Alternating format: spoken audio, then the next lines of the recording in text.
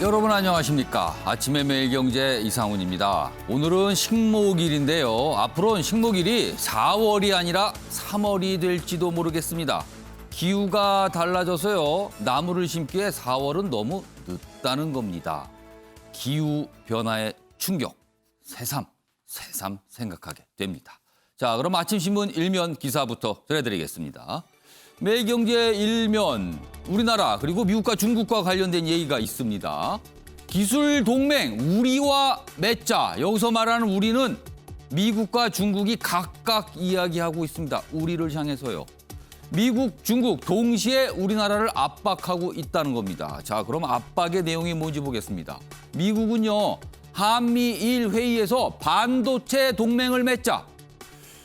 왠지 중국을 좀 압박하는 느낌이 들어요. 그리고요, 중국은요, 한중 외교회담에서 5G 협력합시다. 그리고 반도체도 역시 협력합시다. 이렇게 나오고 있습니다. 기술 동맹이란 이름으로 우리가 지금 압박을 받고 있다는 내용입니다. 다음은 조선일보 보겠습니다. 4차 대유행 갈림길이다. 이러다가 1000명 된다. 하루 확진자 1000명 가능성 얘기가 나오고 있습니다. 코로나 확진 5일 연속, 닷새 연속 500명대를 기록하고 있습니다. 걱정입니다. 정부는 땜질식 방역 대책을 반복한다. 정부에서는 지금 2주 단위로 사회적 거리두기, 어떤 대책 연장한다 이런 얘기를 계속하고 있는데 과연 이걸로 충분한가? 이런 얘기입니다. 백신 접종률은 아직 2%도 안 된 상태다.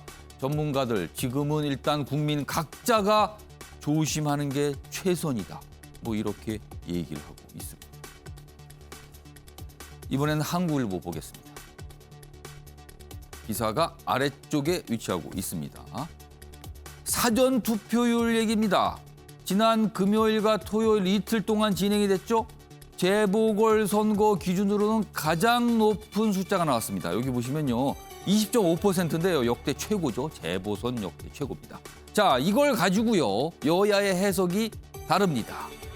여당은 샤이 진보가 결집하고 있는 모습이다.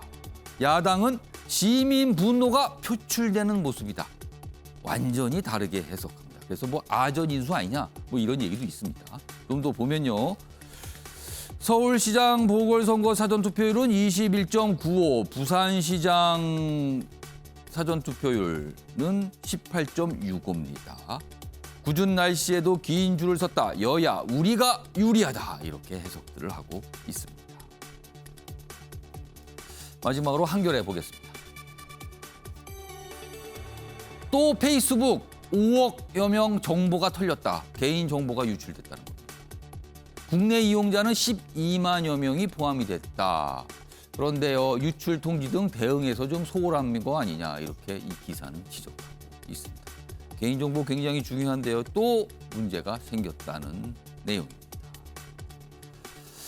지금까지 일면기사 짚어봤고요. 오늘도 뉴스의 행간을 깊숙하게 읽어주시기 위해 네 분께서 자리하셨습니다. 한 분씩 소개해드리겠습니다.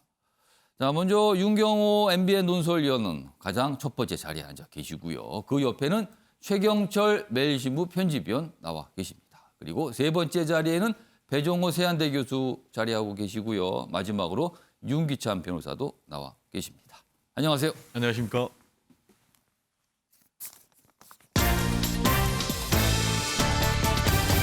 오늘 다룰 주요 이슈들을 네 가지 키워드로 정리했습니다. 아침을 여는 키워드입니다. 첫 번째 키워드가 화면에 있습니다. 4차 유행 갈림길. 갈림길입니다. 그리고 이 4차는 오지 말았으면 모든 분들이 간절히 바라고 있죠. 그러나 지금 굉장히 좀 위험한 상황이다. 정부에서 이 얘기를 좀 하고 있습니다. 지금요. 코로나 얘기고요. 두 번째 키워드는 생태탕과 중대결심. 주말 동안 이 얘기 참 많이 들으셨을 것 같아요. 재보궐선거, 특히 서울시장 재보궐선거 관련해서 이 단어들이 등장하고 있습니다. 과연 이게 무엇인가? 이 얘기도 준비되어 있습니다. 세 번째 키워드는 내로남불 쓰지 마. 선관위의 결정이죠. 선관위가 이렇게 하라고 내용을 내놨습니다.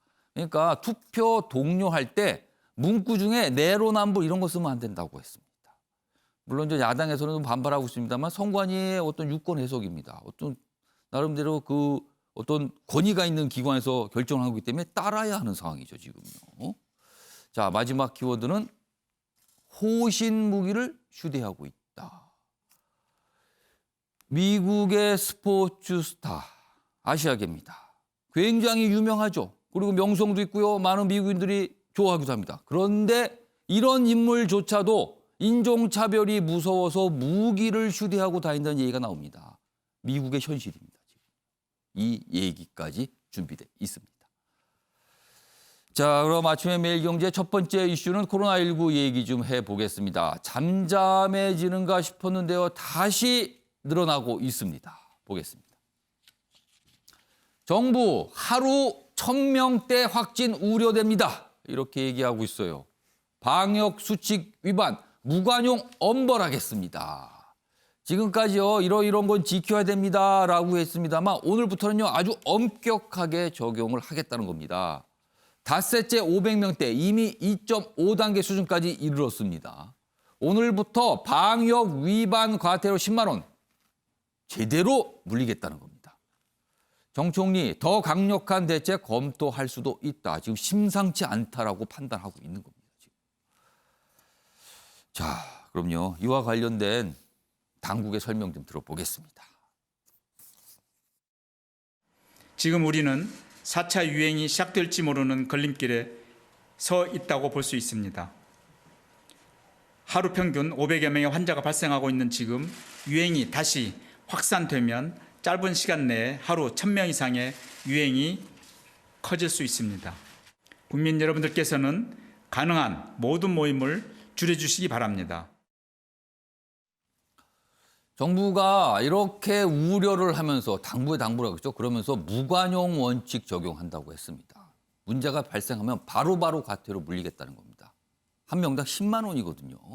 그 얘기 좀 해보겠습니다. 어떤 경우에 그런 상황이 나올 건지요.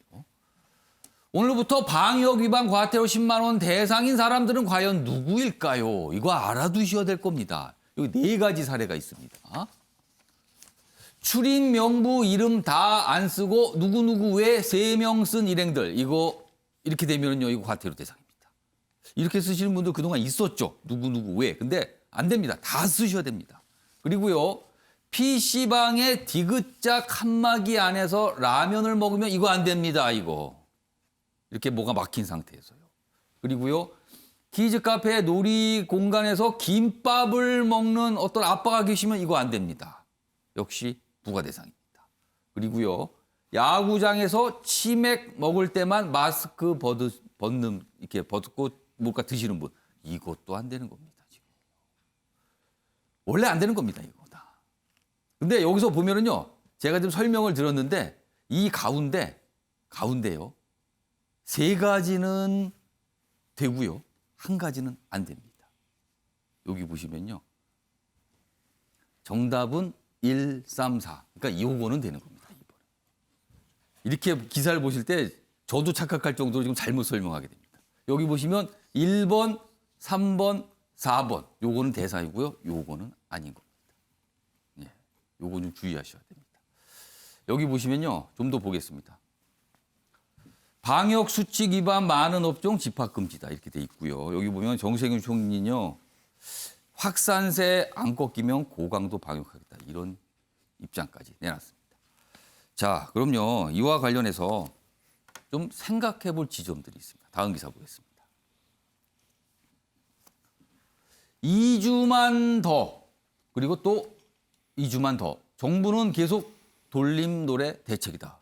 이 기사는 이렇게 지적하고 있어요.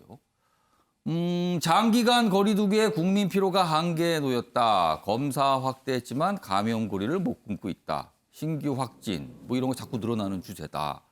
전문가들은요, 뭔가 좀 실질적인 대책을 지금 내놓아야 될 때 아닌가, 뭐 이렇게 지적하고 있습니다. 쉽지는 않습니다. 과연 그 실질적인 대책이 무엇인가? 이것도 참 어려운 과제입니다. 자, 유병호 의원님. 사실은 지금 정부가 보면은 2주만 더 보겠습니다. 지켜보겠습니다. 그리고 그 후에 결정합니다. 이게 지금 반복되는 상황이에요. 과연 근본적인 대책이 없을까요? 2주씩 더 연장은 불가피할 것 같아요. 그렇다고 지금 물론 정부가 내놓은 방역 수칙이 있습니다. 일정한 확진자 숫자가 일정한 범위 내에 있으면 뭐 2단계, 그 이상 가면 3단계로 간다 이건데 3단계까지 간 적은 없고요. 2.5단계에서 2단계를 왔다 갔다 하지 않습니까?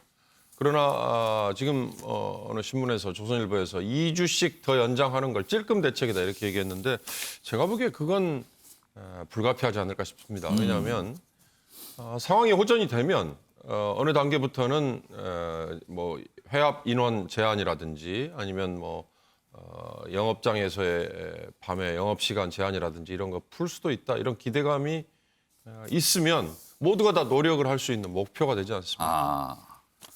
그러나 지금 제가 보기에는 결국 우리가 처음에 이 코로나라는 정말 미증유의 이 병을 맞닥뜨렸을 때 모두가 다 긴장하지 않았어요? 그때는 뭐 마스크의 그 강도를 가지고도 무슨 KFP 94냐 80이냐를 가지고도 80짜리는 불안해서 못 쓰겠다라고 했던 적이 있었죠. 그러나 지금은 굳이 정부가 80짜리, 94짜리를 쓰세요라고 지침을 주지 않아도 흔히 말하는 덴탈 마스크라는 거 있지 않습니까? 조금 강도는 약한 거. 그런 것도 그냥 알아서 쓰잖아요.